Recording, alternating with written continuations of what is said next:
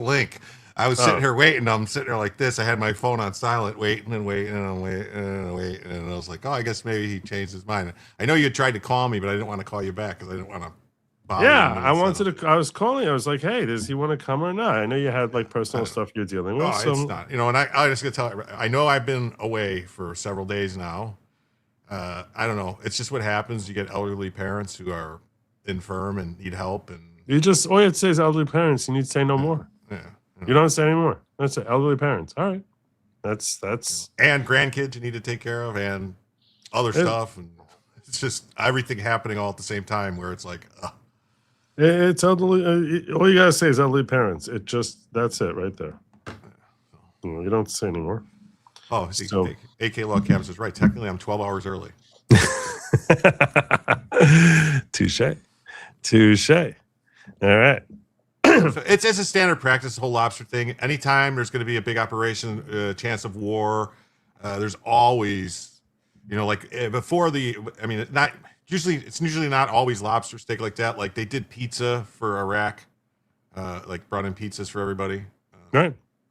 It makes sense. It's like, look, if we don't use our budget, they're going to slash our budget. And one day we might need that money.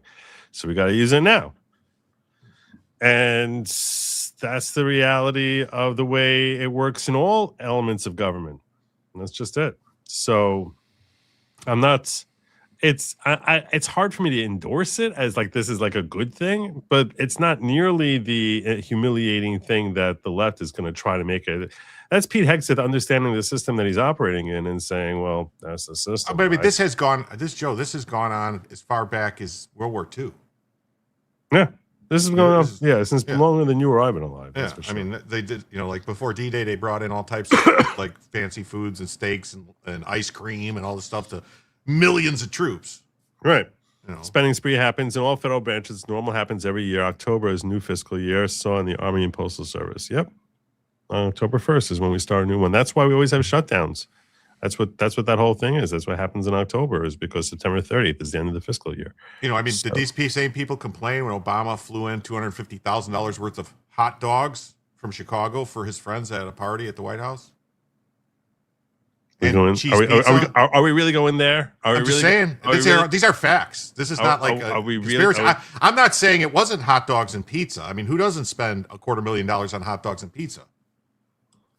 I don't know. Is this how tonight's going to go? Just tell me. I'm prepared. I'm prepared to go that way. I just want to know if this is how it's going. Oh, I see you're casual tonight, so I figured I would be. I'm very casual tonight. You look unshorn. Trying to grow in the beard. There you go. Good job. Way to go. Trying to grow in the beard. So it's taking a little longer than I anticipated, but it's like if I actually trim this out, it'll start to look like this is actually a beard. So I think you would look. And I hope I'm not overstepping, but I think you look really good. One of them like thin, like. I used to really have that. Like where you have to go and have it like have it taken. Well, I don't know if you can do like it that, like that, where it's got to be like manicured daily. Like that perfect. Sort of thing. Yeah.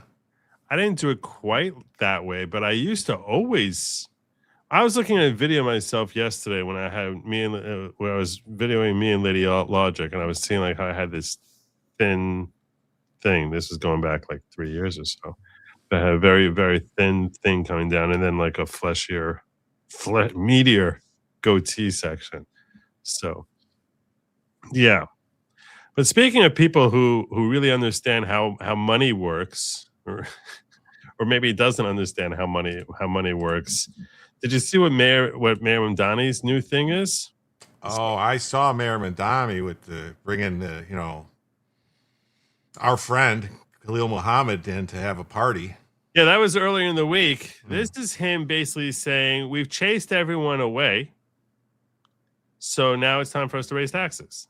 Oh yes. There's a lot of that going around in a lot of these states, raising of the taxes. Totally. Sorry about that. Totally makes a lot of sense there.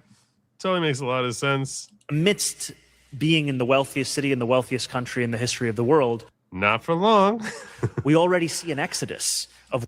working and middle-class New Yorkers. So I don't have a hesitation in asking those who make the most amount of money in the city or the most profits in the city to pay a little bit more so that everyone can actually stay in this city. It's also something not just about justice or... So everyone has to stay in a city, including the illegals, because they got to have the money for the hotels for the illegals, because that's what he needs the money for. Yeah, of course that's what it is. The ability for working class people to live here. It is also actually about ensuring that corporations can continue to attract the top talent to this city. I like how he's growing in. I like how he has the whole terrorist beard type of thing. He looks like he's ready to strap himself and go attack the towers. Because in a city where childcare costs more than $20,000 a year, I've heard from corporate leaders about how difficult it is for them to attract individuals who would work at their companies but want to raise a family, because you could be funny that he brings that up, Joe, about childcare. You will feel that $20,000 a year because of the fact that we have allowed for the absence of affordable childcare. But it's funny I say that he brought up childcare because he has a program for childcare for all the 5 boroughs, except for the one borough that votes Republican. Oh, surprise, surprise. Yes. Free, it's Except for kind of Staten like, I Island? don't know. Yeah, Staten Island is excluded from his free childcare. Nice. I don't think that's legal. I don't think you could. You know what's your good excuse going to be? They're too white. They're too Republican. I mean, what's your reason for excluding the one borough that votes Republican? Oh, you sort of you're more able to get away with prejudice based on party affiliation than you are race. So I don't think you could do it though when it comes to government funds paying for things. You have equal protection claims.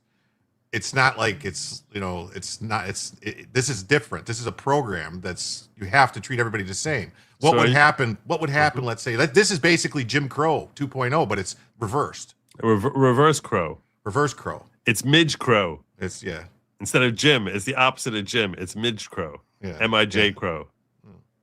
Work. Midge work. Midge work. Hey. Midge work. It's Midge work. That's what we're seeing here. I think we just coined something there. Midge work. It's not Jim Crow. It's Midge work. Well, anyhow, so he's basically determined that he's going to chase everybody out. We've been chasing out like just by droves. We got to make sure everyone wants to get the hell out of this city. Other gay Gygax says, sorry. I mean to. It's because I let you in on an inside joke because his name is Dan Gygax, and Gary Gygax is the creator of Dungeons and Dragons. So I used to tease him all the time about, are you related to Gary Gygax? And so he's like, no, I'm the other Gygax. Oh, all right, nice. All right. The other Gygax says Pete Hegseth has been deployed before. He knows food is important for the troops, and keep them happy troops, make them feel like we actually, care about them. It's a pretty smart move. It's a pretty smart move in general. So, yeah, I like I said, he's working within the environment that he is finding himself in. That's not a sign of incompetence. That's actually a sign of competence. That actually is a sign of competence. It's not. I mean, and another secret that a lot of people maybe don't know who never served in the military. Military food is some of the most expensive food you can get. Like, it is completely tested, has to be approved by panels. Like, the Army's coffee used to be the most expensive coffee in the world. Really? Oh, they had a specific formula. It had to be this blend of stuff. It was like $30 a pound, or it was insane until finally someone said, hey, wait a minute, what are we doing here? Why are they spending so much on coffee? Because it has to be good coffie. People got to drink the coffee. Coffee's the lifeblood of the service, basically. You're drinking coffee to stay, if you got to stay awake, you're drinking coffee. You're not taking amphetamines, or you're drinking coffee. So it's got to be good. I actually find, and I don't know how common this is, and I was just talking about this with my daughter is the same way. Actually, two of my daughters told me that they're the same way. That we are not affected at all by caffeine. Like, it doesn't do anything. I can amp myself on caffeine, and it's sort of like a good thing. Like, I don't end up being amped on caffeine, but it's also a bad thing in that if I need to have, like, I'm pulling an all-nighter, caffeine just doesn't do anything. So I actually You have saying some. you personally? Me personally. Because there's there's And drugs, to my daughters. things that affect people different ways. There's people that drink caffeine that puts them to sleep. I have a doctor expert backstage here who's Okay. able to like perhaps weigh in on this. He just popped in here. So maybe you can help weigh in on the whole caffeine thing, Shai. All This right, is yeah, actually a friend of mine who he's a regular viewer of the show. That's him right there, Shai. So yeah, and I know that he works in the medical industry. I don't know if he's actually a doctor. I don't want to give him wrong No, proffers. I'm a nurse practitioner. I'm not a Nurse doctor. practitioner. That's But like he this- actually does work. Yeah, Yes. yeah. So you tell I me. do work. You tell me.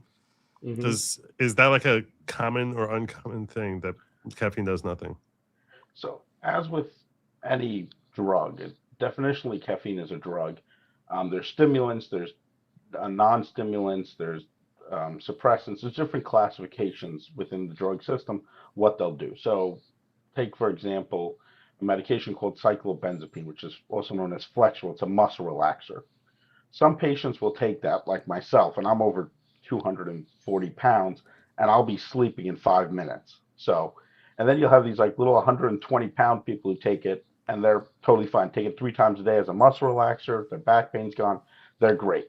Same thing with caffeine. Most people take it. It's a stimulant, wakes them up. Some people take it, and it just doesn't affect their body for chemical reasons. It doesn't have that effect on them, and they just go to sleep, or it's just a drink that they take and has no effect. I'm wondering if similar to that, like people who are not impacted by caffeine, like if we're impervious to being tasered.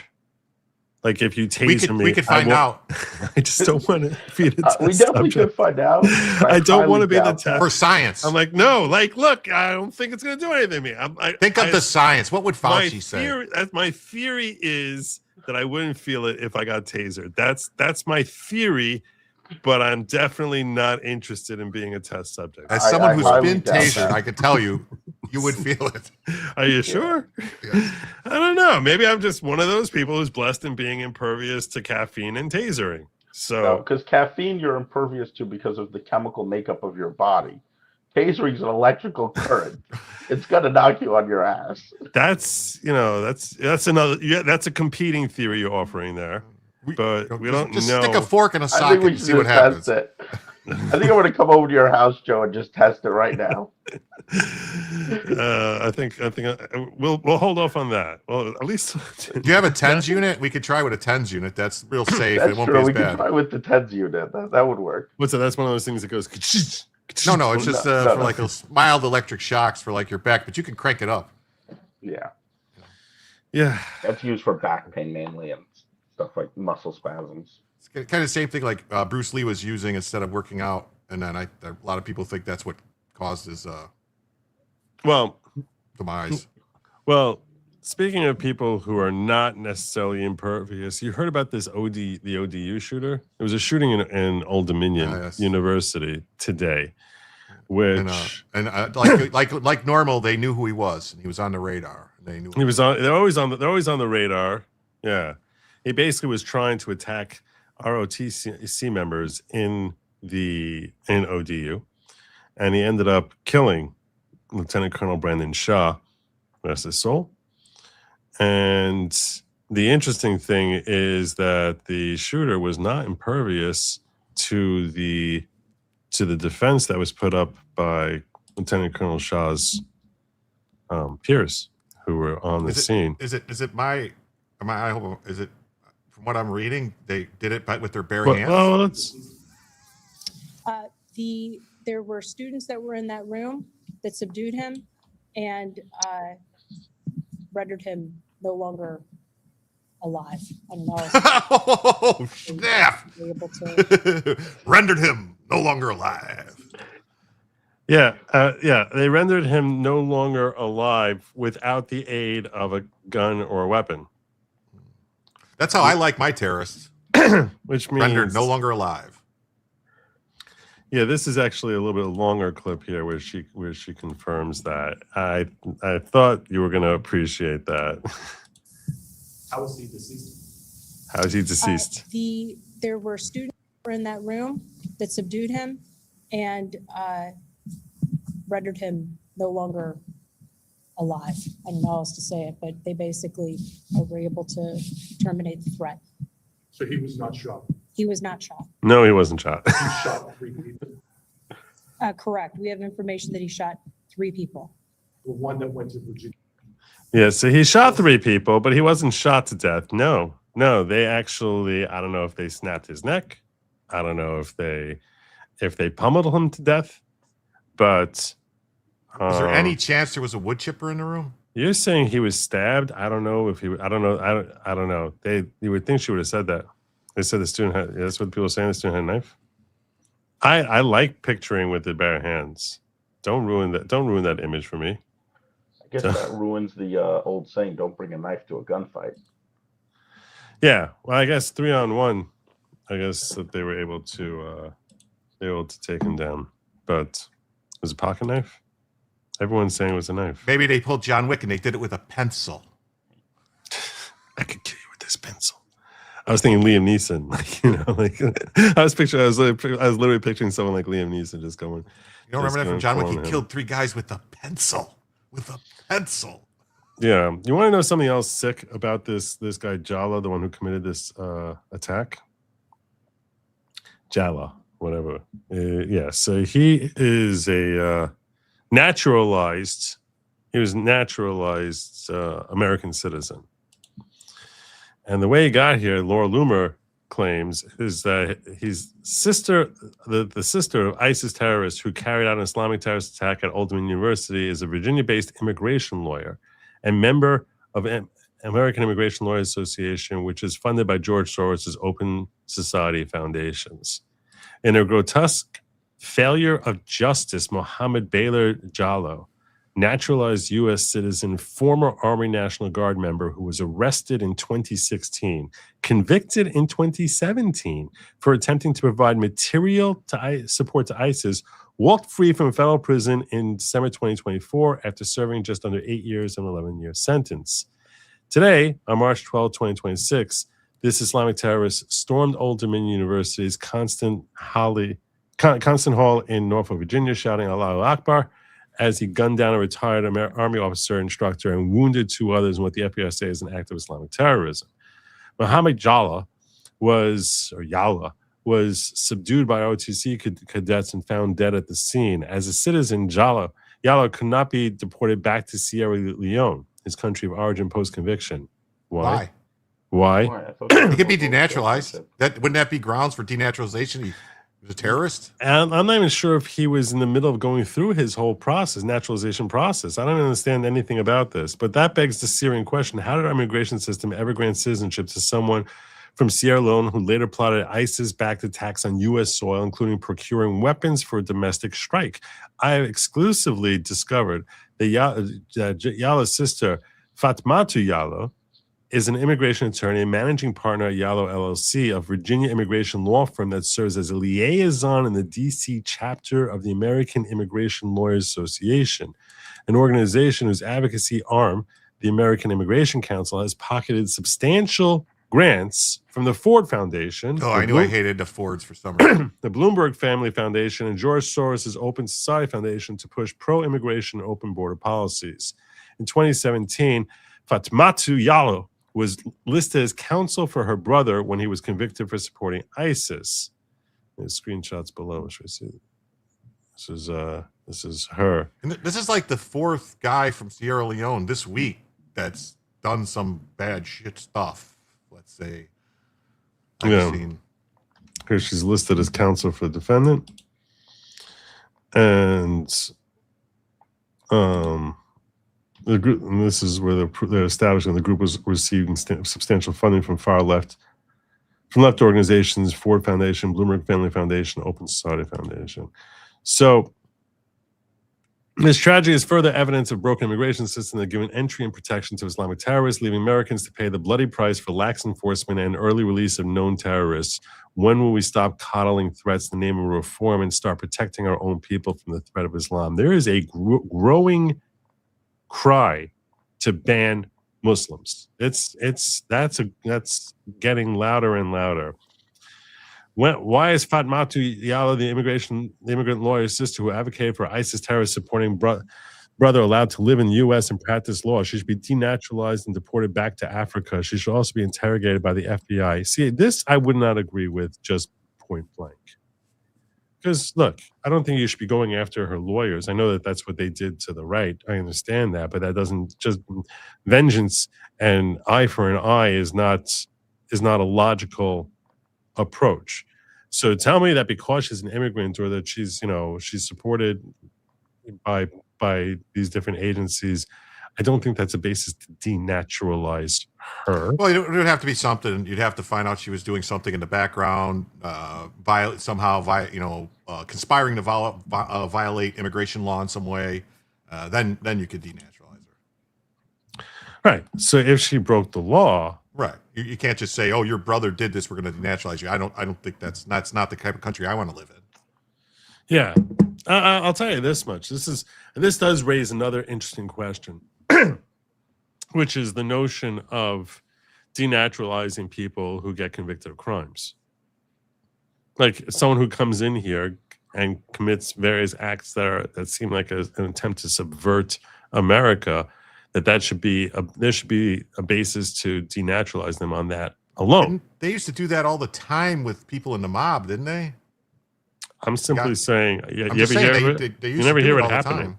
No, they used to do it all the time. That's what I'm saying. In the 50s and 60s and 70s, when a mobster that came over from Italy and they got caught up in something, they were naturalized citizens. They'd be like, "Nope, you're not a citizen anymore. Get out."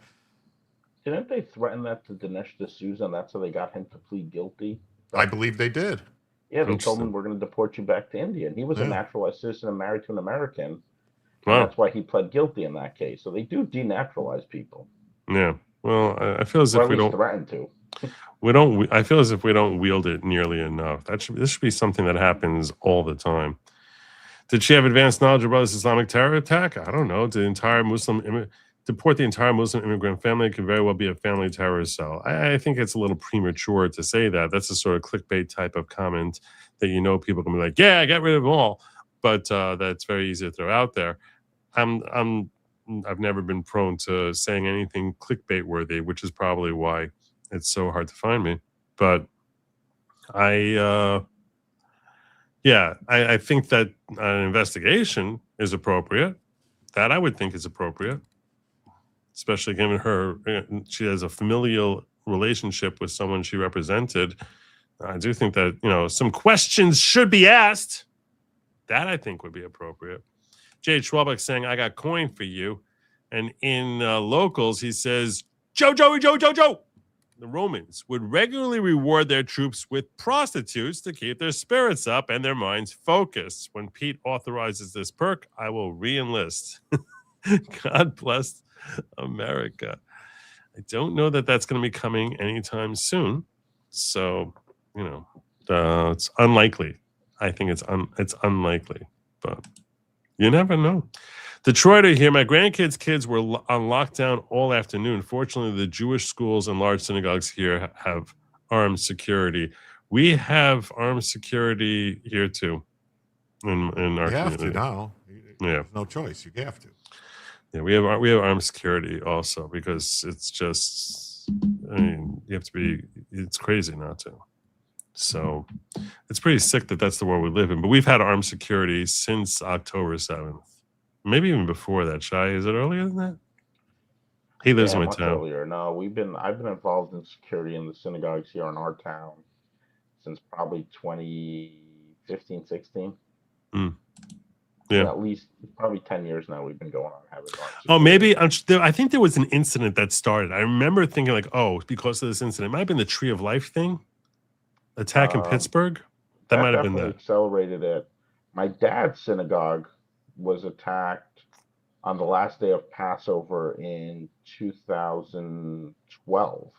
His dad, just to clarify here, his dad is a pretty significant rabbi in town.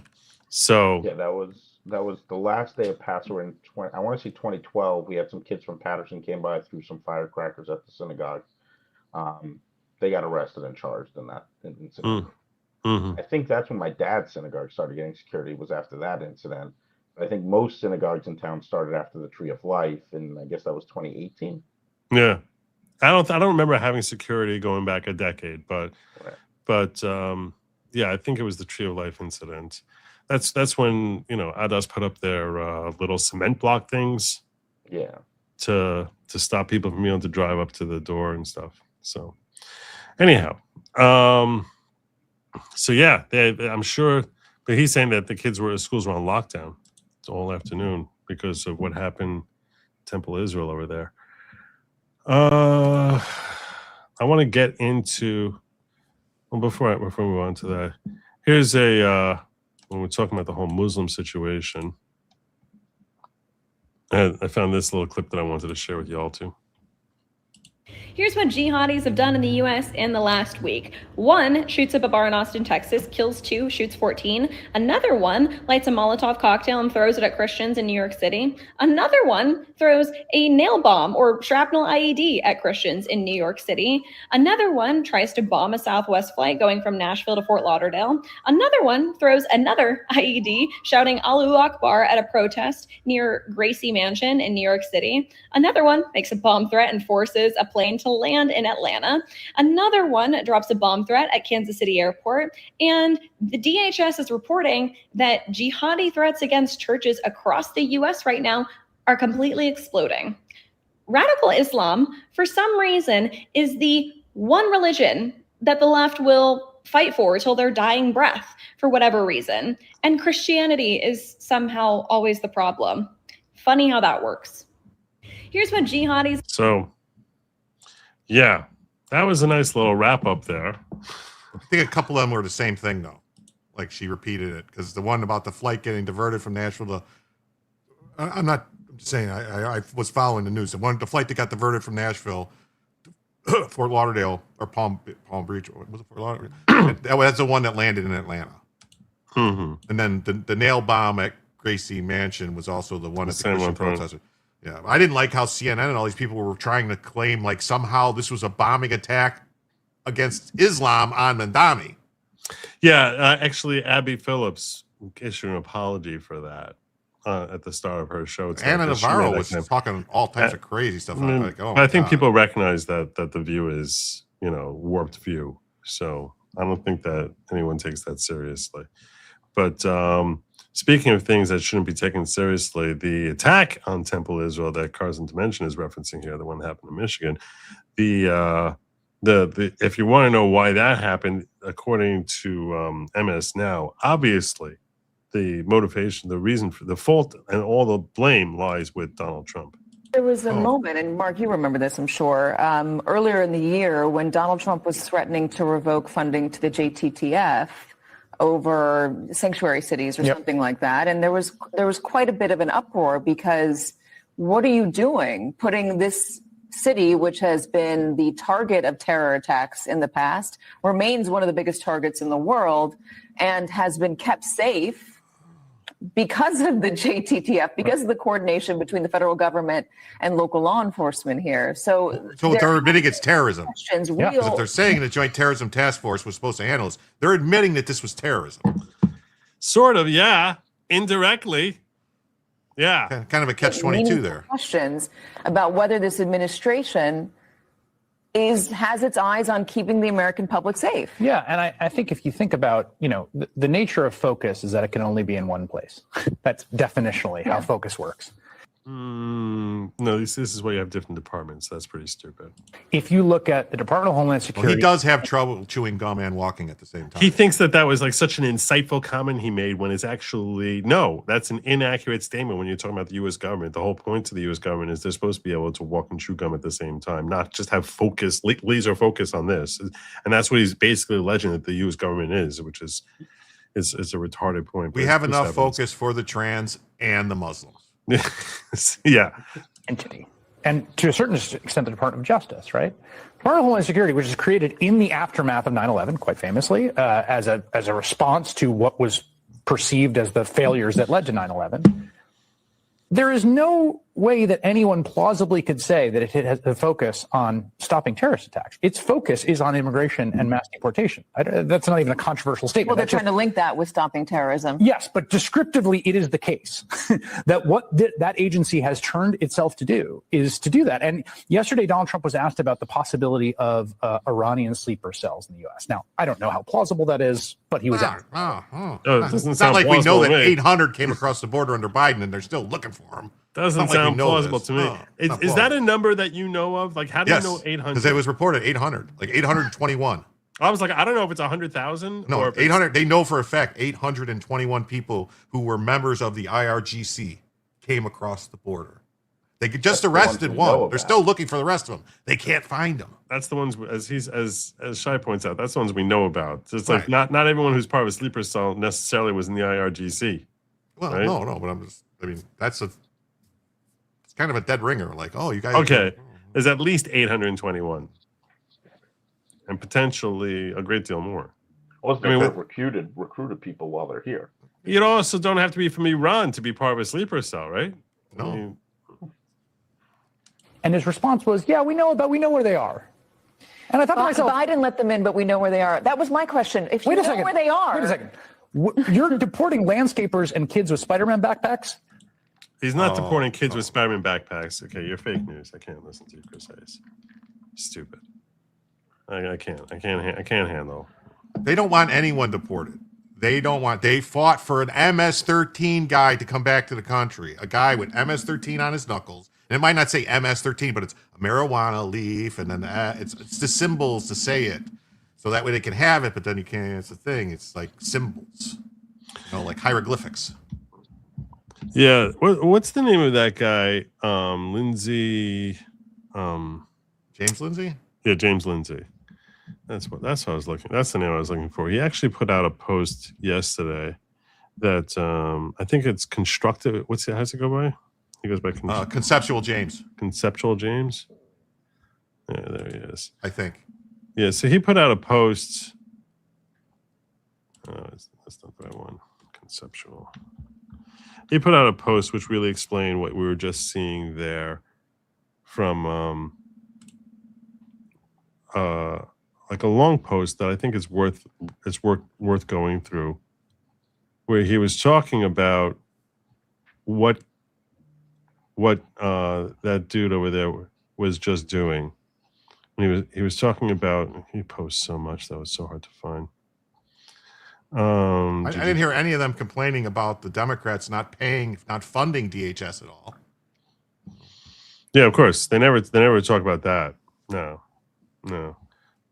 But Conceptual James, the Dan Bongino actually read through some of what he had written in this very long post where he's explaining how it is that these organizations run. I can't, or how the leftist news operates. I'm trying to find it, and I meant to put it aside when I saw the thing. I'm just going to watch Dan Bongino clip because he doesn't watch all of it, which is frustrating. I really did want to see the entire post. He doesn't read through the entire post. But is it on X or is it on? Yeah, it is on X. Here's Dan Bongino talking about it, which really breaks down what Chris Evans was doing there. Not Chris, is it Chris Evans, that guy? Chris, whatever. Then what has two thumbs? This guy, this cat right here. But the liberal media it's not about this. He's accurate. Folks, I can't read the whole thing, but this is a tweet you really need to see. James Lindsay put this out yesterday, and I've warned you about this. He's at Conceptual James on X. I'm not going to read the whole thing. However, keep this up if you could, Guy, with me in the little box for a minute. I'll try not to, people like visuals to jump around a little bit. However, this is important. What James is addressing here is current thingism. Folks, the left is the party of the current thing. You know the current thing? Men's penises in the women's room, abortion after birth, otherwise known as murder. Like, they just fall for the current thing all the time. Remember current thingism, like NPCs? Unfortunately, the current thing now. All right, he's taking too long doing this. I'm going to do this a little faster because I found the post with my silent keyboard that none of you even knew I was clacking away on. So this is the actual post. I want to go through it with you. Addressing Zoomer slop, a real Gen Z quote, came from a Gen Z person, said, of all my friends, Israel is the very first thing that they want to learn about and understand, because it does go back to America first. I, in fact, have not talked to one Gen Z conservative that has been pro-Israel. Everybody I've talked to is questioning Israel. Listen, kids, doesn't that seem really effing weird to you? The main thing that your whole cohort cares about is another country, one that is allied with us and kicking ass in the most Top Gun way you can imagine. Doesn't it seem weird that everyone in your generation is focused on another country that isn't even attacking us? It should seem weird because it is weird. The reason it's happening is not because Israel is relevant to all of your lives. The reason it's happening is because you're being propagandized. Let me repeat the quote in words that hit your big brothers and sisters right in the a-hole 10 years ago. Quote, of all my friends, privilege is the very first thing that they want to learn about and understand, because it does not go back to social justice. I, in fact, have not talked to one millennial liberal that doesn't question our privilege. Everybody I've talked to is questioning privilege, white privilege, male privilege, straight privilege. Do you think that was normal? No, it wasn't normal either. Every Gen X or older person can tell you that young people in the generations have many varied and diverse interests. There was no top of mind for everyone in a generation, but the millennials got it with privilege and social justice, and you're getting with Israel and America first. Kids, listen to me. This is not normal. This is not natural. This is not the result. This is the result of dedicated propaganda campaigns. You're being propagandized. The method of propaganda being used is primarily something called reflexivity, which is a method developed by George Soros to create mass movements of belief around deliberate lies that he called fertile fallacies. And this is what made me think of it, is because we just heard one of these fertile fallacies right there. He called them fertile fallacies because they are lies, fallacies, errors, differences between what's believed and what's really true that can take off. They're fertile in the population. They're lies with legs. Yeah, so like hands up, don't shoot. Right. So they'll take a small little thing, or, they'll basically try and take something that has a tiny little bit of legs and just keep repeating it over and over. Like Trump is in the Epstein files. So that means they'll say Trump is, a pedo because he's all over the Epstein files. So that's what they'll do. They'll basically say, since it's true that he's all over the Epstein files, now it's like it should be accepted as fact that he had some sort of unnatural predilection towards children. That's a lie with legs. The legs are that he's all over the true part of it is that he's in the files a lot. The lie of it is that the reason he's in the files is because Epstein couldn't stand him and resented him. So that's a major reason. I mean, yes, he had been friends with him earlier, but a major part of his role in those files, part of the reason he's mentioned so much, is because of the fact that he came up so frequently in ways that were antithesis of Jeffrey Epstein's interests. So that's what I'm talking about as far as a fertile. I don't think any of the emails or any of the stuff is actually Trump talking to Epstein. It's all Epstein talking about Trump. Mm-hmm. Yeah. The method of reflexivity is, we hear some scratching there, Shai. The method of reflexivity is to get everyone believing the same erroneous stuff in an increasing way at the same time. This is accomplished through local media saturation. Everyone's talking about the same thing in the same way in the same time, and eventually so are your friends. Then the ideas reflect all around you, creating a sense of social consensus and widespread belief. Reflexive campaigns are everywhere now. On the left, we call them the current thing. We have rafts of memes of NPCs all changing their tune or saying the same thing or being reprogrammed or being hypnotized into the newest current thing, which changes when the media does. That's you. Now, you're being Soros. The reason everyone in your generation is suddenly talking about Israel is because propagandists in your midst have made Israel your current thing. It's a reflexive campaign. And you aren't just a victim, but are playing your part. The framing for the reflexive campaign is America first. The propagandists are exploiting your love of country and frustration with bad actors in our government and their global partners, which are increasingly being exposed, to get you attached to a bunch of fertile fallacies about Israel, all of which play upon your fears, anxieties, frustrations, and love for your beautiful country. Here are some. Israel is not really our greatest ally. It isn't even an ally. We can't afford things at home because Israel gets aid money. This is Israel's war, and I'm not dying in Israel's war. Israel attacked the USS Liberty and isn't our friend. Jeffrey Epstein was working with Israel. Israel is too weak to exist on its own, so manipulates America into supporting it. Israel is a settler colonialist project that is doing genocide of the indigenous Palestinians. Oops, my bad. That's the one they're telling your friends on the left. Israel is warmongering vassal state with the U.S. protectorate status that is seeking to become a regional power by starting random wars that drags the U.S. into and doing genocide. Now, none of those or dozens more is accurate. They're all fallacies designed to take off in social and emotional environments you find yourselves in, driven by media and political propagandists who have their own agendas but need your help, just like the NPCs on the left. The reason you're so obsessed, and yes, that's obsession with Israel, is because you're being targeted by reflexive propaganda campaigns designed to make you all fixate on this object that can be alleged to cause most of your problems. In fact, it causes few, if any, of your problems, and actively solving many problems you're blessed enough not even to know that you have. Friends, you're being propagandized, being led to focus and fix on things because it serves dark interests that are not your own. The same Soros techniques that work on the left are being used on you, and you're helping them work. How do you stop them? 1, don't listen to propagandists. That's really important. 2, seek out opposite sides of what being told. 3, use critical thinking. 4, ask yourself if you're being asked to think about issues or asked to feel about issues. And this is a big thing. Most of what they do is basically try and make you feel a certain way. And then you start with a conclusion. And when you start with that conclusion, that this is what it is, you can always find a justification to root back to that conclusion that you were looking for. So if they make you feel a certain way and they're saying, oh, the reason you're feeling this way is because of X, psychologically, it's very easy to try and find some way of tracing back and saying that this lays back to this thing that I've been propagandized to basically think is my boogeyman. 5, be skeptical of something that appears suddenly in the news or on platforms that everyone is repeating all the time at once. That's how Soros reflexivity works. And 6, understand, just like how it was true with CNN and other trusted news sources, that trusted sources can be bought, at which point they're not trustworthy anymore and are using your trust to manipulate you. I don't know how much, this is, okay, it's a little bit more. The biggest anti-America operation that's happening right now is the sudden skeptical to hostile fixation on Israel. Notice that it's only been a thing since October 7, 2023. Exactly the same time the parallel propaganda wave began on the left. What you're participating in is the side of the same campaign tailored to your values, your anxieties, and your frustrations. It's no different.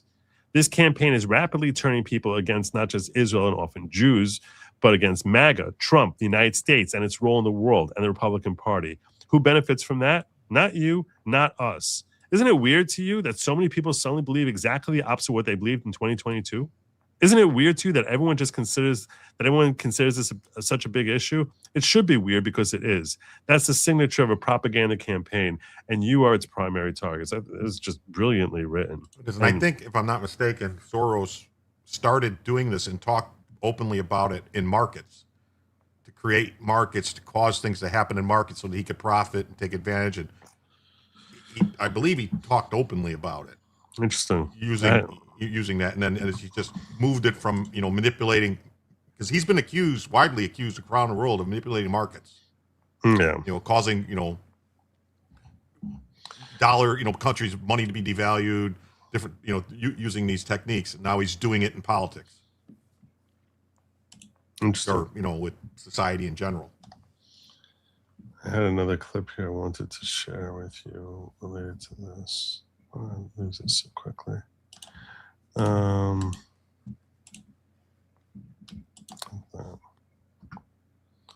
not used to my. Did you see that video I sent you about the USB noise? Yeah, I did. I think you might want to look into that. Oh, well, what I found is it definitely was my mouse, because I changed. Was it your mouse? Okay. Because I thought I've heard it a few times while you were streaming. No, I haven't heard it. I haven't heard it tonight. Nothing tonight. It must just be like ingrained in my memory. It's just ingrained. You see my face and you hear that noise. Yeah. Also, I noticed I was noticing a parallel that my mouse would get stuck around when I would hear that noise. So I was like, I think that's what's actually happening here. So yeah, this is I wanted to share with you this. You talk about Tucker Carlson and his fixation, which his fixation is kind of insane. His fixation kind of ties directly into the money he's getting from Qatar, right? Yeah. So I want you to hear Tucker Carlson. This is a different Tucker Carlson, and just ask yourself who he's. If you just hear him talking Ask yourself who he's describing here. In fact, I'm not even going to play his face. Just ask yourself who he's describing here. I mean, this is part of the sad thing about Pat Buchanan, as far as I'm concerned. And just he mentions the name Pat Buchanan. He was talking about Pat Buchanan here. Pat does raise issues that I think are important. I mean, I think that, the sovereignty of the American military, et cetera. I mean, these are not just crank issues. But unfortunately, Pat Buchanan raises them in a way that I think is discredited. And when attacked, he can always fall back on the line, well, the tiny cabal that controls American politics doesn't like me because I speak truth to power. This is actually, incidentally, almost verbatim what he said the other day. Exactly what we hear today. Like, oh, yeah, you're just saying I'm anti-Semitic because I'm like, because, it's, or the way they always start off is, I can't say out loud what the problem is. They'll say it over and over again. Like, but I'm going to be brave and I'm going to say it. It's like, no one's stopping you from saying anything bad about Israel or Jews. But like, they make it as like, oh my gosh, I'm shattering the world by bravely going out there and referencing Israel or the Jews. That I offend the plutocracy, that I'm a wanted man by the inside the Beltway people, and in every sense cast himself as a victim who is sort of a Karen Silkwood of politics, someone who's so truthful that he's being hunted down by the conspiracy that runs Washington. I mean, it's all a bit much. Maybe Pat Buchanan just says things that are kind of kooky, and that's why he's being criticized. This is Tucker Carlson.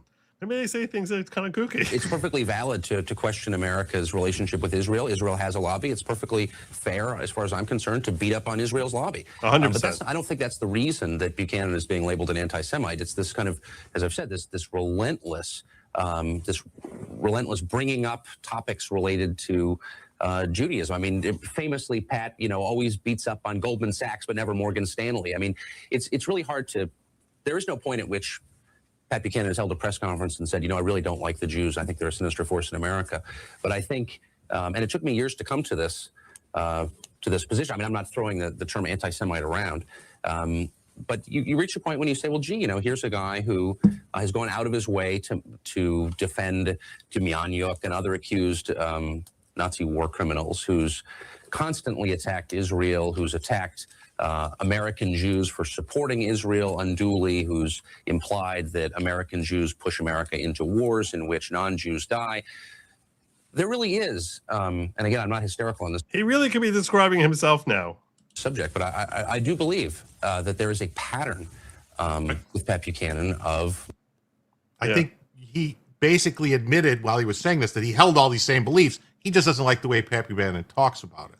I don't think so. I think he changed. I think he really changed. I defended Tucker for a long time. The first time I actually labeled an anti-Semite for years. He's been like a year and a half now. He's been going after Israel. The first time I labeled him an anti-Semite was this week, when he went after Chabad in the way that he did, which was so reckless, irresponsible, and dangerous, and knowingly being dangerous to an entity that has zero interest in politics or anything other than helping Jews find God. That's all they care about. And he went after them and put a bullseye on them. And that's why I came very strongly out against Tucker Carlson. That's why I want you to watch this. That's the only reason I sort of wove this into the topic tonight, because this guy crossed the line when he basically started going after Chabad. I'm not Chabad. I have very little association with Chabad, but I'll tell you right now, they are everywhere in the world in ways that no other Jewish entity can claim, and they're purposefully everywhere in the world because they want to be visible so they can help find other Jews who are irreligious and bring them back to the faith. And they're not trying to proselytize Christians, Muslims, or anyone else. All they're interested in finding is Jews who they can help make more religious. And they find a great deal of success in the state of Israel and with irreligious Jews who are living in the state of Israel, including the IDF. And that's why there are so many members of the IDF now who are wearing Lubavitch or Chabad patches. And this guy put a bullseye on every Chabad person, people across the globe, in South America, in Asia, anywhere in America, all over the world, that anywhere there's a psycho who hears and follows Tucker Carlson thinks Chabad is controlling America and dragging us into wars because of this jackass who knows better. He knows it's a fiction. But they're always the ones, whenever you hear about some rando Jewish place that gets shot up, it's always Chabad because they're the only Jews there. There are no other Jews in Bondi Beach. It's Chabad. There's no Jews in La Jolla, California. Orthodox Jews tend to congregate. We have to congregate in relatively in groups for prayer reasons and to have kosher food and to basically have access to things that we need for our day-to-day life. We tend to congregate. And that's why if you see an Orthodox Jew in a place that seems very foreign for an Orthodox Jew to be there, it's almost always a Chabad person. And he's basically saying they're the ones who are trying to control America. It's a sickening schmuck. And this is him calling himself a freaking anti-Semite. Needling the Jews. Is that anti-Semitic? Yeah. I mean, after a while, you conclude it is, in some sense, anti-Semitic. I mean, Pat Buchanan obviously has a lot of personal and affectionate relationships with people who are Jewish. So on a personal level, perhaps he's not. But on a different, maybe thematic level, I think he probably is. I think that people should be allowed to have differing views on immigration. I think people should be allowed to point out the fact that there is an Israeli lobby, and yes, it's powerful, and debate the merits of that, I guess. I don't think there's, strictly speaking, anything wrong with that. But again, I think Pat Buchanan is part of the reason it's so hard to have that conversation, because he discredits it by his presence, because he gives people who watch him carefully the sense that he has another agenda that has to do with personal dislike, and that he believes in conspiracies, and that he believes that the Jews are this sinister, secretly organized force trying to affect American politics. And those aren't discussions I think normal people, sober people, should be having, because I think they're ludicrous. I mean, this. So there you go. That's the reason I shared that out, because he drew my ire this week. I did promise I was going to share with you breaking news about Fani Willis. So to do that properly, I think it's time we transition over to that. But first, let me just catch a couple of these in here. Actually, just one, which is New York's green light law prevents local LEOs work with ICE, even illegals who can be terrorists. Sounds hypocritical. It's pretty funny. Yeah, they're complaining that they're not working with the federal government because of Trump. What about all these sanctuary cities which say we're not working with the federal government? Right? I mean, what about them? You don't hear them complain about that. I don't know how this is. I don't see how this country stays together if there is not some change to the way we have local and state officials basically flaunting federal law and openly in rebellion. There's open rebellion going on. Yep. This is, I don't know. Is this what it was like in 1860? You know, I don't know. It seems like this is pretty bad. I don't know how this gets fixed. I don't see. I know how the left wants it to be fixed. They want to win and lock us all up. I don't see a fix that comes without far greater violence. I don't see a fix because there's such entrenchment, and people think, oh, when Trump's gone, it's gonna be gone. It's gonna be over. No, it's not. No, it's not. It's going to be every bit. It'll be ratcheted up even higher. Whoever replaces Trump is going to be labeled worse than Trump. I can promise you that. Whether it's Vance or someone else, they can be labeled worse than Trump. Trump's a good boogeyman because he's loud and obnoxious, and is Trump, so he's easy to go after. Mm-hmm. But 100%, I do think it will. I think the next person might be, but I think as the youngin in the room here, I don't know if I'm Gen X, Millennial, I don't know where I fit in this. The realm of all those things. But I think there is more and more young people who are realizing that the way we're going is not working. And as people in my generation ascend into leadership, I think less and less of them are going to follow the AOC path and more are going to follow the Clinton path, the middle of the road path, the Newt Gingrich path, where there'll be reconciliation between the two sides. So it might get a little worse over the next 4 to 8 years. But I think after that, as the people in my generation take over leadership, I think there will be reconciliation as we realize that the way we're currently going doesn't work. Well, that's an optimistic view. I like it. I like it. I like it. It's definitely possible. It's definitely possible. But we've been on this trajectory for 18 years. So correct, because that was the previous generation ascending into leadership. I'm saying the generation after that ascends into leadership is going to have a different view. Could be. I don't know. Let's talk about Bet it out on the poly market. No. You better have really long futures in the poly market. Really long. Like you're looking 2040. Yeah. All right. Well, Yeah. It could be. Who knows? I'm not a prophet. All right. So in order to understand the situation with Fani Willis, you need to understand certain developments. Most of you are aware of the fact that Fani Willis is a crazy woman who happens to be an attorney. I know you don't like sin. I get it, Felzu. Much better than yesterday. Having intelligent guests, great. Okay, well there you go. I appreciate the comment to them. So the most of you are aware of Fani Willis. She was the Fulton County. Oh, I missed one thing from Zelny. He said something to make fun of the FBI about this. I'll come back to that later. Let's do Fani Willis first. I've held Fani in abeyance for long enough for this show. Okay, so most of you are aware of the fact Fani Willis is district attorney from Fulton County who went after Donald Trump and tried getting him for what happened in the 2020 election with respect to the state of Georgia and all sorts of charges raised against him. And there were 19 co-defendants and some of them fled out. And then ultimately that case went up in smoke when her special prosecutor, Nathan Wade, turned out to be having a relationship with her that was never disclosed and all sorts of questions about the impropriety. And there was what Judge Scott McAfee referred to as an odor of mendacity, which is, those of you who are unfamiliar with the term mendacity, it means fiction, non-truth in what she was saying with respect to some of the monies that she had and expenditures, and he had his block billing in most retarded legal, most unorthodox ways for an attorney to bill. We'll just pull it that way. When he's charging for 16-hour days and blocks of time, and he doesn't even justify what he's spending his time doing.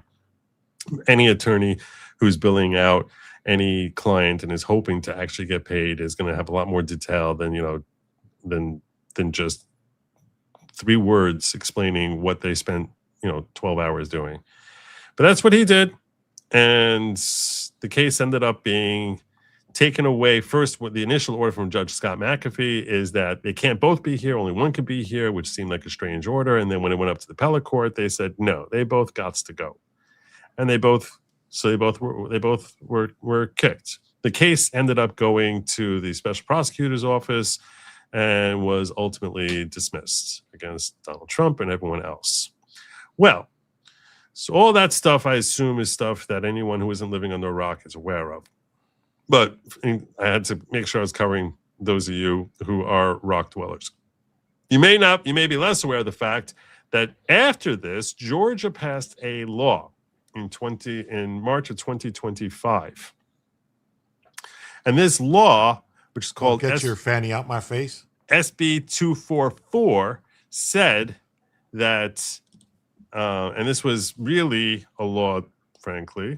It was a reaction to what happened with Fani Willis and her being removed. And they amended their laws to basically authorize a defendant whose case is removed due to misconduct from prosecutorial attorney misconduct, that they can recover their legal fees. So what they basically said, and this is a copy of SB, is not, we're not going to go through the bill summary. It says that this is an act to amend Title 17 and 28 of the Official Code of Georgia Annotated relating to criminal procedure in General Assembly, respectively, so as to enact provisions relating to certain criminal prosecutions to provide the award of reasonable attorney fees and costs in criminal case to the defendant upon the disqualification of the prosecuting attorney for misconduct in connection with the case and the subsequent dismissal of the case by the court or a subsequent prosecutor. So that's what this bill ended up being signed into law by Governor Kemp, which means that this ended up being something that that enabled Trump to go after recovering his attorney's fees. His attorney in that case was a brilliant attorney, a really smart attorney named Steve Sadow, S-A-D-O-W. I personally was very impressed with him in the hearing that Scott McAfee held to determine whether or not the case would proceed, which became an infamous hearing when Fani Willis stormed on in there and ended up being called up to the stand. With her dress on backwards? With her dress on backwards. That's correct. Yes. See, I always thought it would have been cool if his name was Sadow and he was related to Max von Sydow. Well, anyhow, sure enough, Trump and his co-defendants decided that they're going to try and use this law, SB 244, to recover their attorney's fees. And attorney's fees ended up being like $16.8 million, saying that they want to get that back because that's what attorney's fees were.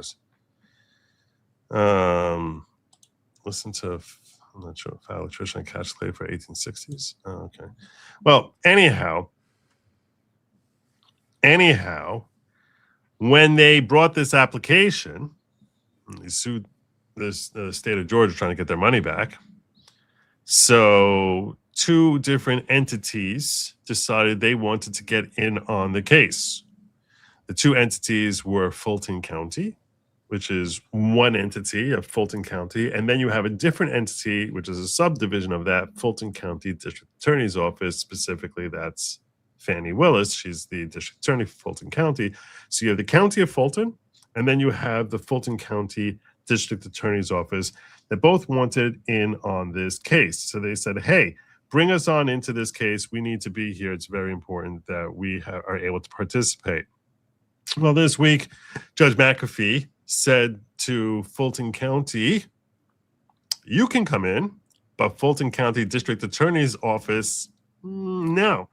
You've been banned from this case, and we're not letting you in here to defend from this, to defend the civil claim that's been brought here to try and say that you shouldn't be liable for it, or that the state shouldn't be liable. The state of Georgia. It's not your money. It's the state of Georgia, which is being named as defendant. So they say we're not going to let you do that. And this is an order on defense motion to dismiss and disqualify the Fulton County District Attorney. On January 8, 2024, defendant Roman filed a motion to dismiss the indictment and disqualify Fulton County District Attorney's Office. 8 co-defendants joined, and amongst them was obviously Donald Trump, and they have allegations of disqualifying conduct. Among other allegations of disqualifying conduct, defendants contend that the DA obtained a personal stake in the prosecution of this case by financially benefiting from her romantic relationship with Special Assistant District Attorney Nathan Wade. You all remember Nathan Wade and his daydreams about waxing sentimental on the stand about his nights with Fani Willis. He's the man who she personally hired to lead the state's prosecution team, which was rather illicit. More specifically, defendant Roman alleges that DA and the special assistant district attorney Wade traveled together on multiple vacations. We all heard about their trips and their vacations and the monies they spent, with Wade covering all those expenses. And the state responded with an affidavit, and they were arguing that the DA hadn't actually received any financial benefit, which that didn't really pay out. That's really kind of shaky, because if you might remember, she came up there and testified that she repaid the money back. She pulled out cash. She also said that she spent her campaign funds on personal stuff, which kind of seemed like it might be a problem. Weirdest thing in the world. Yes, the weirdest thing in the world. But I guess who's going to prosecute her, she figured. As alleged, the claims presented a possible financial conflict of interests for the DA. So that's a real problem. More importantly, defense motions, state response created a conflict in the evidence that could only be resolved through an evidentiary hearing, which you all remember, and one that cannot simply be ignored without endangering criminally accused constitutional rights to due process. So we were here, and you all remember we had those 2.5 days of testimony. Defendants were provided an opportunity to subpoena and introduce whatever relevant material evidence they can muster. The court finds defendants failed to meet their burden of proving the DA acquired an actual conflict of interest in the case through a personal relationship and recurring travels.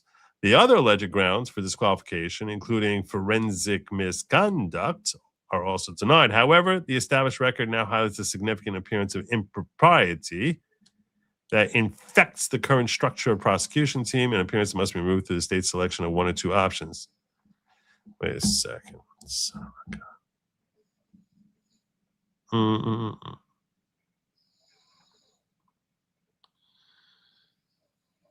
at me. Wow, did I, Boomer?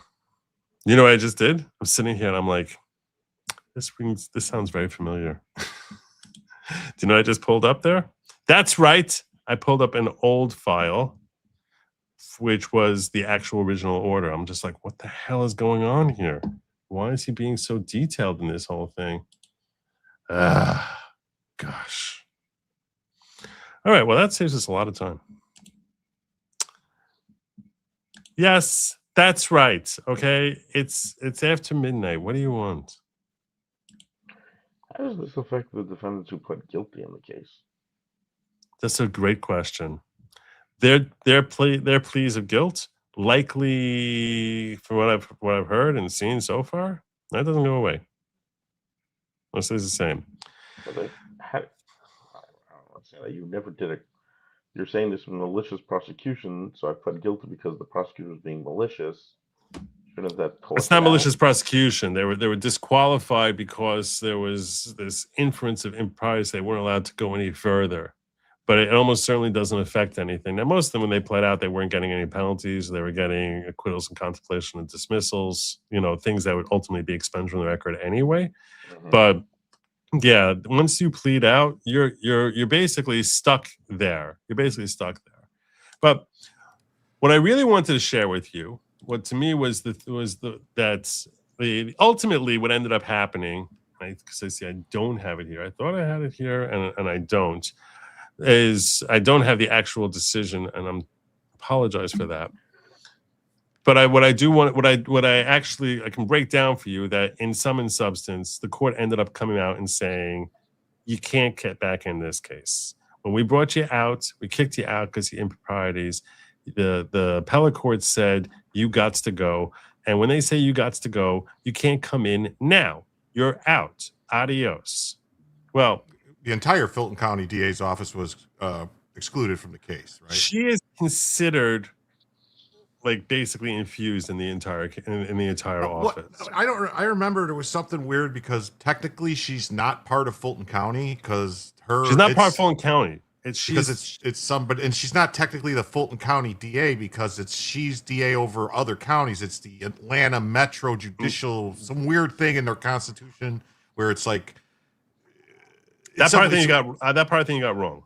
Okay. She is the Fulton County District Attorney's Office. Well, I thought it's all of Fulton County, but I think there's other counties that she's also the DA because it's Atlanta Metro District, I think. Oh, I don't know. I'm not familiar with that. That wouldn't be relevant here. The question here is whether or not. The point is, you cannot sever her from the district from the office, right? They can't say, okay, she'll be outside because the whole office is under her purview. In theory, if there was a different assistant district attorney who had been found to have this impropriety, and that person had the problem, in theory, that person could be walled off. But because she's considered to be the office, when there's a problem with her, the entire office has got to go.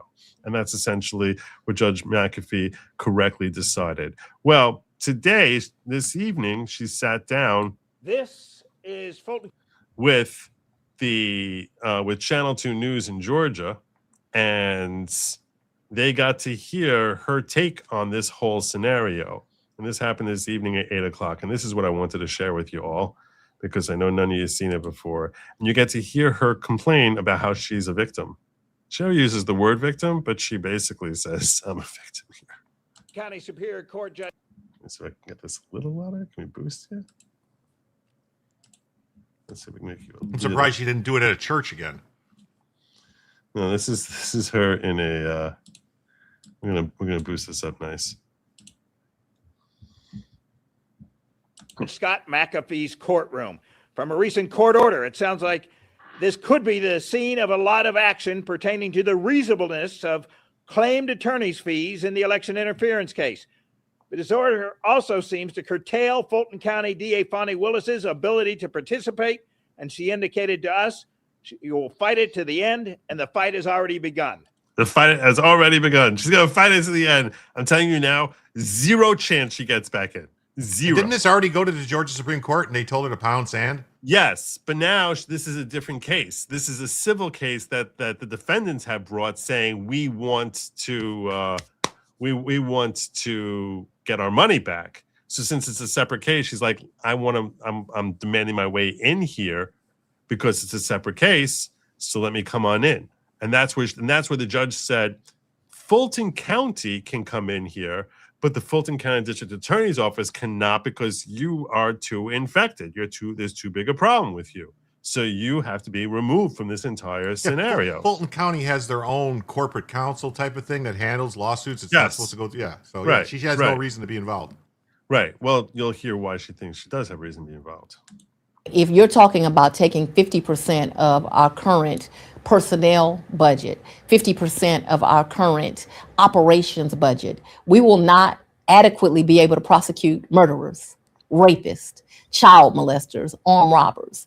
Fani Willis, in a fight over fees, the Fulton County District Attorney says she deserves a voice and whether nearly $17 million in legal fees and expenses should be reimbursed to President Trump and other former defendants in the election interference case her office pursued until she was disqualified and a special prosecutor took over and dismissed the charges. Ms. Willis says a ruling by Judge Scott McAfee denying her office's request to intervene in the case, essentially saying once she was disqualified from all aspects of the case, denies her a voice to advocate for her constituents. My office had already prepared an appeal, and quite frankly, we've already prepared the next legal step. DA Willis says taking almost $17 million from her budget could gut the ability to fight crime for Fulton County citizens. So I'll She's fight doing it a all. bang-up job as it is. She is, right? She's doing a bang-up job. Yeah. Maybe you shouldn't have been wasting millions of other people. So she should be able to waste millions of dollars of other people. This case, the Young Thug case, all these, she goes for all these crazy, insane 97 RICO charges. It's like, just charge the fucking murderers and the drug dealers, lady. Knock it off. Sorry. Quick question. Why would it come from her budget? As any It's good not going to organization, come from her budget. you have She's lying. insurance. Either insurance or it comes from this, like the fund. I sit on a board and I'm currently being sued like by 3 different entities on the board I'm on. We have legal counsel, we have insurance. Like, it's not coming from our budget.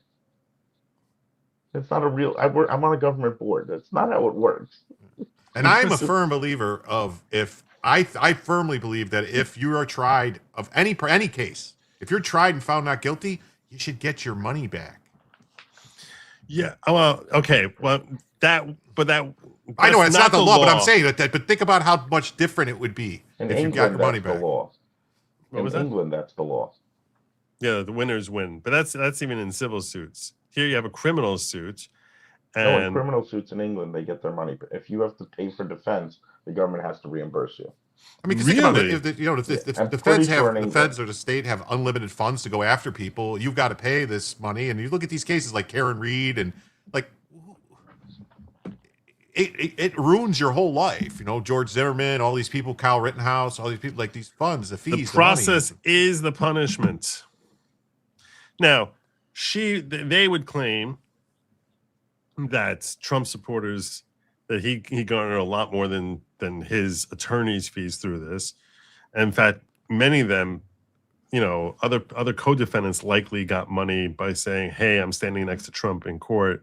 Can you help me out?" I'm sure that virtually every one of them, none of them are fools, that they all basically started their own Give, Send, Goes or GoFundMe's or whatever they thought was appropriate in order to, you know, raise money for their legal defense. We saw even crying, what's Jenna her face? Ellis, yeah, she'd raised crying Jenna 50,000, 150,000, and A immediately $250,000. $250,000 and pled guilty, crying. Yeah. Yeah, she pled $250,000 and like turned around and basically said it was all Trump's fault, which was the most duplicitous thing I've seen in a while.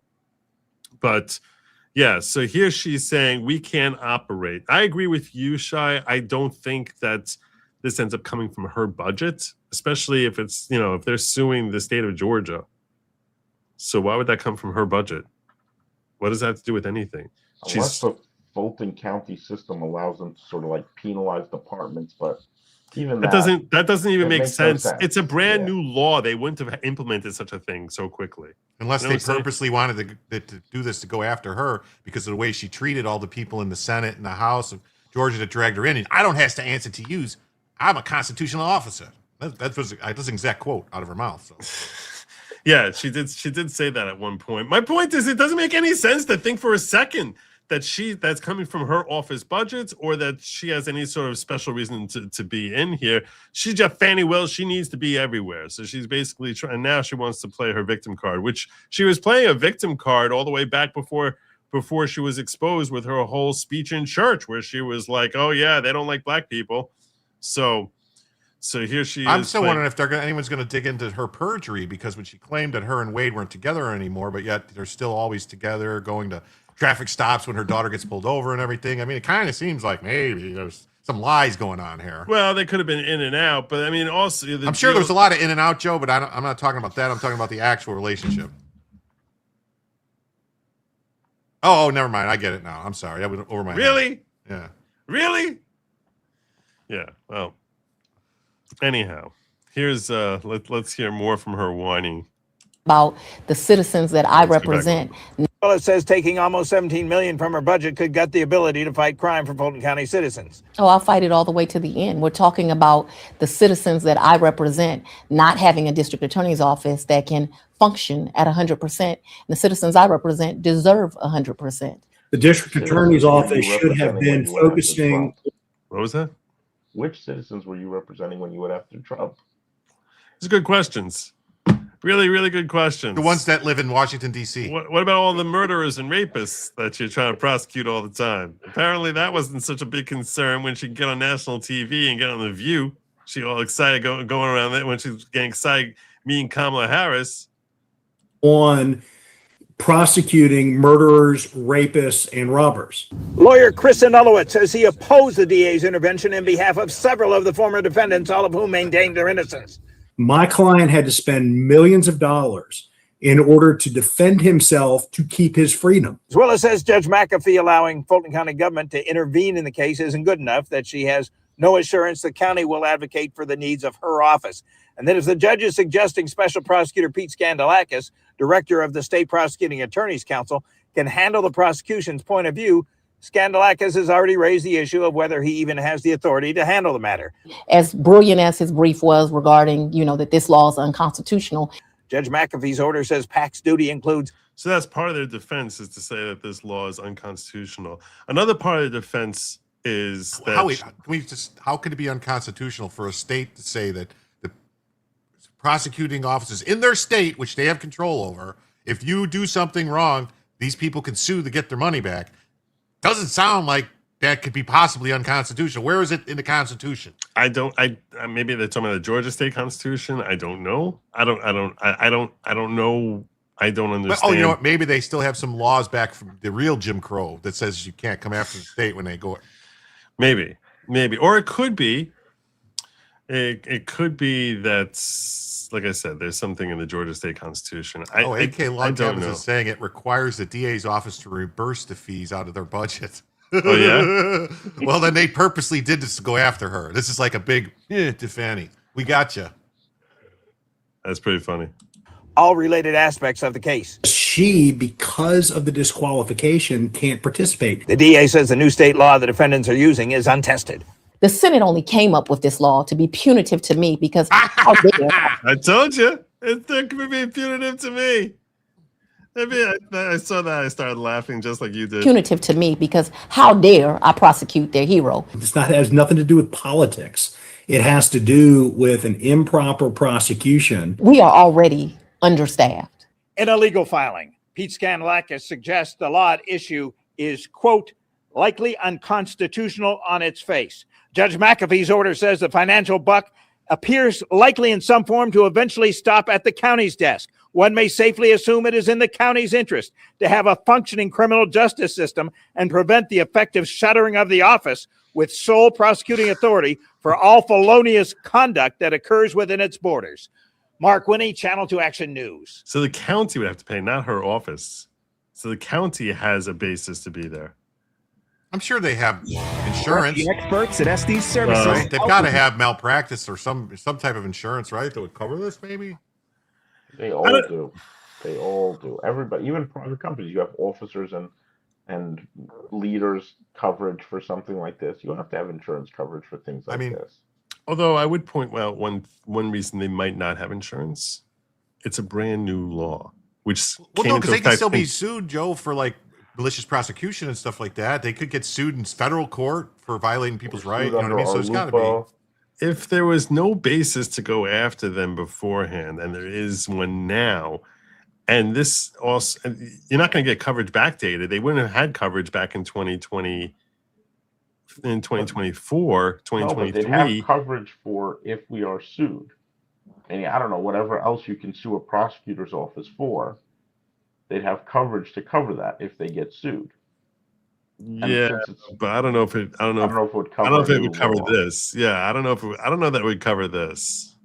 But again, I don't think that.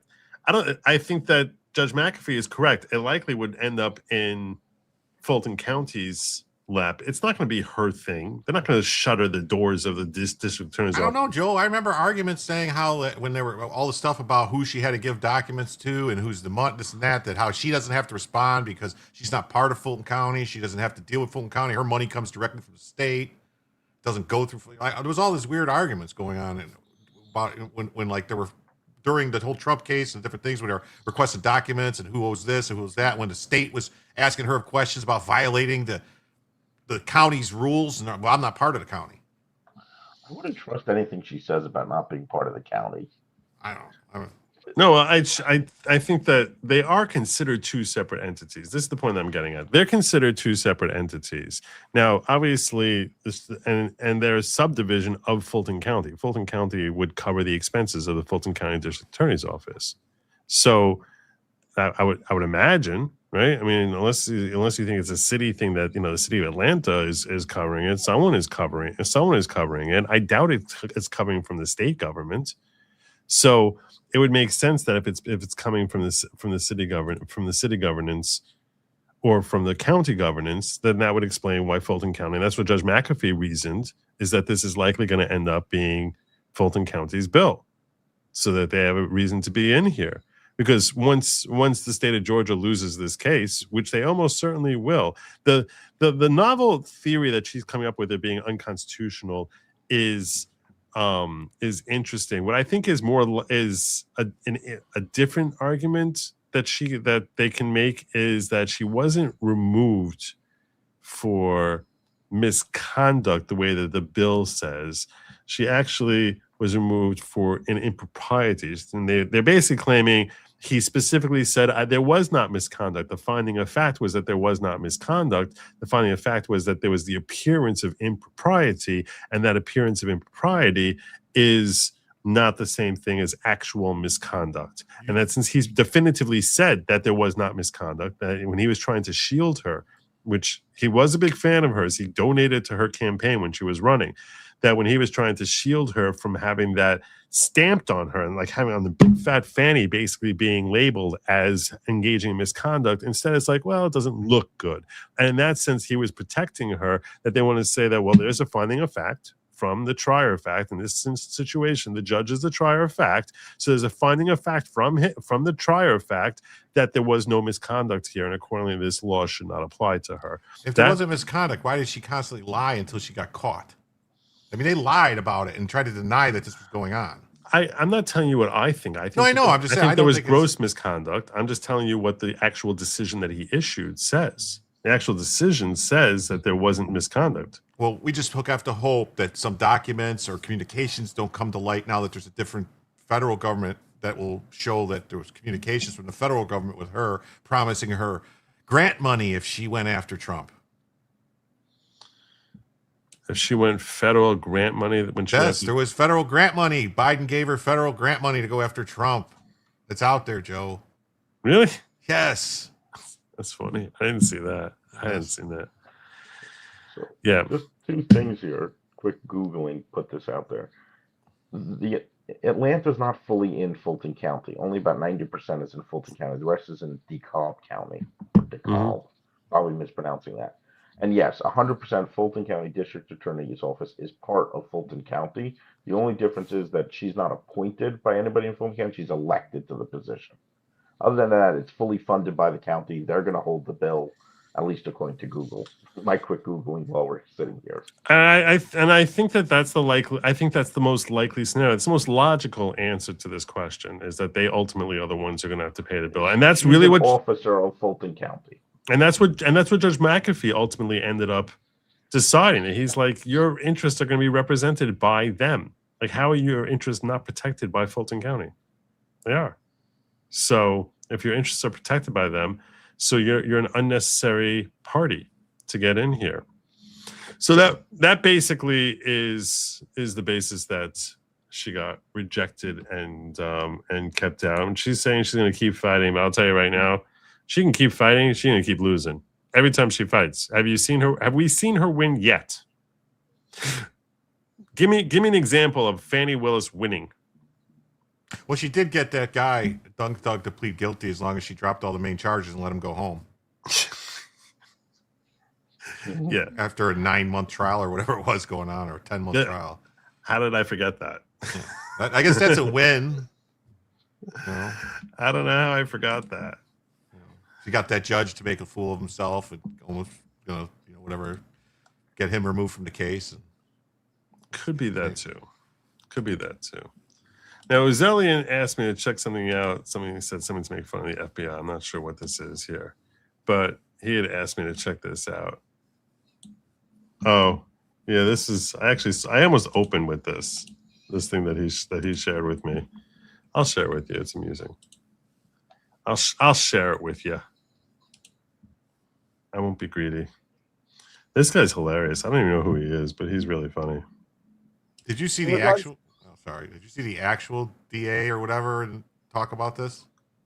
Not other than the clip I shared. Oh, I'll get it for you. Hold on. Go ahead. In regards to the Michigan car ramming, we do not yet have a motive. And yes, the suspect happened to have been a Muslim, but that was an unrelated coincidence. And yes, there have been several other unrelated coincidences over the past few days, but that's what they are, just coincidences. We have not yet figured out if there's a pattern here. There was a vicious rumor going around the suspect's name was Muhammad. And I'm just going to say that was pure Islamophobia. There was no... Oh, that was the name of a suspect in the different shooting today in Virginia? Okay. Well, the important thing is to not make this about Islamophobia. I feel like a broken record here. And obviously, thoughts and prayers go out to the family of the car rammer. In regard... Thoughts and prayers to the family of the car rammer. What are you sharing with me here? What it's is a this? national sickness. Oh, yeah. We live in a country where people care more about guns than they care about 6-year-old children. I saw They this care guy. more about guns than they care about synagogue worshipers. And they Shut care up. more about guns than they do about college students. What that means is that it does not matter how hard President Hemphill works, how hard the Chiefs work. Joe, there's no audio on this. Somebody will be a victim eventually. You don't have audio? It is a matter of time. not hearing And it, so I until don't know there if is the the audience is political hearing it. will. You're hearing it, right, Joe? I'm hearing it. I hear it. If I hear it, then how are they not hearing it? Well, I can turn it up. They might be hearing it. I'm just saying from my end, I'm not hearing it. Hold on, I'll turn it up. I'll go back to the beginning. No, I heard it fine. Okay. To break the spell of the cult of gun absolutism, you will Did I? see more incidents like this. So if you're looking for somebody to blame, don't look at anybody up here. Look at our lawmakers who don't have the courage to implement sensible gun control measures. Look to a Supreme Court that enables them, and do something about it. So that is the... Do something about it. Is he calling for someone to kill Supreme Court justices? Because that sounds like to me. I don't know what the hell he's saying, other than that he hates guns. Like, the guy was not allowed to own guns. Yeah. What the hell else are you supposed to do? Do you want us to go... his sensible gun controls to confiscate everyone's guns? I'm not saying this is a fact. I want to be clear. I'm saying this opinion. Just look at the guy. Look at the guy. Are you telling me he does? This is not some... Is this someone you would allow around your children? No. I respectfully submit. Okay, I would never. If I was walking down the street and I saw this guy, I would expect him to be like muttering to himself about the Zygorthians, or or it's just some random string of words with expletives laced in there. Look at the guy. I mean, just look at this guy. So he's some lunatic. So part of his lunacy. Would any of you be surprised that this guy is found 5 years from now to have really unsettling pictures on his computer? No. No, just look at him. Look at him. Look at it. Look. Look. I want you to look. I'm looking. But if I had to ask you to guess who funded his campaign to become DA, who would you think it was? George Soros. There you go. Yeah. And look at this guy. Look at him. I mean, come on. Come on. It's like, do I have to give you 5 years in the future when this guy is led away? I don't think we got to wait 5 years. I think 9 months. The way things have been going, about 9 months, he'll be arrested. And this guy is being led away in chains, and everyone's like, "Oh yeah, wow! I can't believe that he had 30,000 pictures on his computer, or something sickening like that." They were just there for research, though. He said, "Sick." And I don't know. I'm stating opinion. I'm not. I want to be 100% clear because I'm certainly not looking to be sued for defamation in case he has bleach for his computer. So I am stating. In case he wipes it with a cloth. Yeah, but let's hear the rest of this idiocy from the schmuck. Let's mourn the people who have died. Let's decry what has happened, but let's keep the focus where it belongs. It belongs on us and having to change something so that we don't have to suffer through this. Maybe it's the wandering eye or something. I don't know what it is. You're telling me that I missed your dono on green light, or that I missed your dono on green light. I did not miss that. I pulled this up.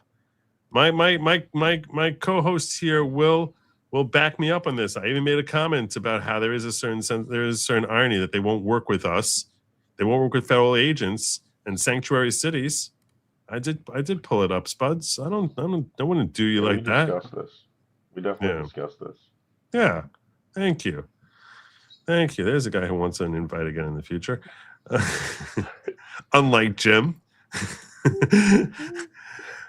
I don't know. Listen, I love Fat Electrician. I didn't see the Cassius Clay for 1860s. I didn't, but yeah, I'll try to check it out. I love watching his show with Sin. Yeah, Sin adds a different quality here. KPT Times cannot see the gift memberships. I don't know. You should be able to see it. It's right there. There's a little dollar. You click on the dollar sign like you're going to click on the dollar sign. Membership gifting. Yeah, there's a little scroll down when you hit the dollar sign thing. It's there. And you'll find it there.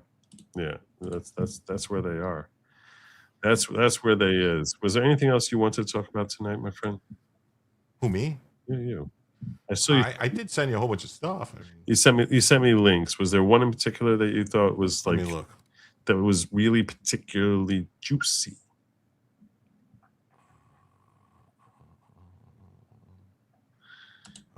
This is how I get double views. This is how I double my views. I make you watch twice. Well, it was a good ruling that Lake and Riley's killer won't get a new trial. That was a good ruling. That is good. That was a good one. And is there more to it than beyond what you just said? Did you cover the CBS investigation that discovered over 700? Oh, that one's interesting. Hospices. Yeah. Let's pull that one up. Yeah, let's pull that one up. Let's give it. Let's go there. All right, let me do it. Let's do that. What do you want to look? The Post, Post Millennial. Joe is considering it. Joe is considering. Breitbart. Which do you want to go? Landing the plane. Let's go Post Millennial.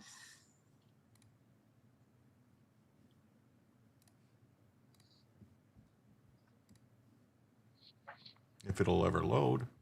There we go. All right. Is that too big? Yeah, that's good. Well, maybe it's a little big.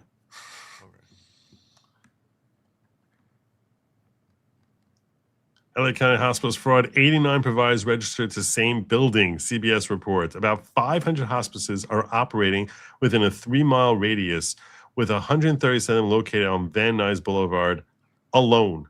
You remember this was when Oz was in California and he said about the fraud, and Gavin Newsom called him, said it was because because of the Turkish and Armenian genocide thing, because they're Armenian mafia basically controlling these hospices. Hospice. So he said it's because of the whole thing, because of the Turks. Because he's bigoted against Armenians. You would think 500 hospice centers is excessive. I don't think there's 500 hospice centers. For some reason, I think it's a StreamYard issue. You don't hear me now? I hear you fine. I just can't hear Jim. I hear you, What? but I don't hear Jim. I don't know. Yeah, I don't know. It's a StreamYard thing. I don't understand why. I hear him fine. Yeah. You want to pop out and back in? Let me try that. All right. There's KPT gifting a Jim Tells You membership. There you go. Thank you.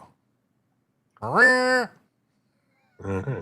CBS News investigations revealed indicators of widespread fraud occurring in California hospice care industry, particularly in LA County. The report analyzed current licenses and business records of roughly 1,800 hospice care centers in the county and found that over 700 of them, or 42%, triggered red flags for fraud. This comes after the state of California issued a crackdown on the hospice care industry after a 2023 state audit showed that LA County hospices overbilled Medicare by $105 million in 1 year, resulting in the revocation of 280 hospice licenses. Auditors were triggered to investigate the matter after seeing a 1,500% increase in hospice companies since 2010. 1,500%. It didn't double. It got multiplied by a factor of 15. Unbelievable. It's the same thing's going to happen with the child care stuff. It's just, you give them a way to steal the money, they're going to steal the money. And when that money is just happens to be flowing back into the Democrat coffers, they're all too happy. Why isn't Keith Ellison been arrested for taking the money from the people that were being investigated from fraud after he promised to do something to stop the fraud? That's a straight up bribe. Looked like it. I don't know if you can call it a straight up bribe, but it looked like it had an odor of mendacity. That's the best. That's the most polite way I can frame it. I'm gonna go down. Is there more to this? Oh yeah. Despite the effort, the CBS News report shows that there appears to be a significant amount of fraud still occurring. When reporters went to one building in Van Nuys, Los Angeles, they found 89 different hospice care providers registered at one building. The building appeared to be predominantly empty and had overflowing mailboxes, signaling indicators of fraud per the reports. According to research, about 500 hospices are operating within a 3-mile radius, with 137 of them located on Van Nuys Boulevard alone. Federal inspection records show that officials discovered flaws in the Van Nuys building during visits between 2021 and 2025. You would think that would have had them shut down, but no, they're still going. According to CBS News study, roughly 40% of those companies share the same employees, including administrators, medical directors, and owners. The paper contacted 56 of the Van Nuys hospice offices and discovered disconnected phone numbers and or invalid dials. Several businesses answered the phone calls and denied any indicators of fraud, claiming they serve real patients. Oh, that's nice. At least they have someone answering phones. According to a report, LA County billed Medicare roughly $29,000 per patient, which is double the national average of $13,200. It's more than double if you do the math. The highest rate billed in the county was $74,000 per patient. At least 7 hospices submitted bills to Medicare that had 0 patients. VML, one of the hospice agencies, billed roughly $49,000 per patient. The agency shares a building with other hospice centers and shares employees with multiple companies. So there's a lot of double dipping going. CBS reporters found VML's office building empty, mail piling up at the door. VML stopped billing Medicare in 2024, but still has an active license. Next door to VML is World Health Hospice, which was locked. Didn't have a voicemail box set up, according to the review. Also revealed at least 75 people employed across the same 5 hospice companies. 75 people. California Attorney General Rob Bonta, Democrat, surprise, surprise, told that paper that more than 100 people have been criminally charged in the hospice industry since the 2023 crackdown. However, he acknowledged that additional efforts are necessary. Quote, "We need to be responsive to the red flags and react to them, not just count them," he said. "Our main lane is the accountability side, the criminal investigations, civil investigations. That's after the damage is done, though, unfortunately." So there you go. There you go. All right. Somebody in the medical field, this is like, how does nobody catch on to that? The hospice definitionally used to mean you'd be dying within 6 months. Now it's up to about a year in certain cases. I thought the vast majority of them were like Is 5, 6 everybody in days. Like, California dying? 500 centers. Yeah, that's what I said. That's a lot of people dying. That's a lot of people dying.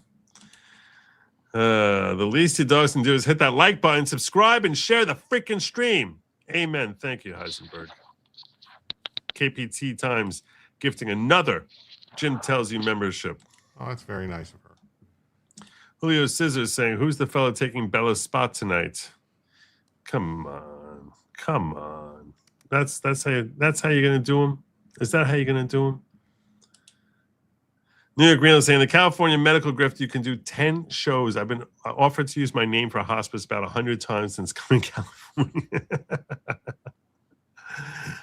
Yeah, I'm sure they do a little kickback there. Like, let us use your name and we'll someone could be on a hospice. I think that's what they were doing with the ADHD treatments in Minnesota, right? They were telling the families, all these Somalis, sign up for this, you'll get the money, we'll kick you back the money. And that's how they got caught, is people complaining they weren't getting enough money.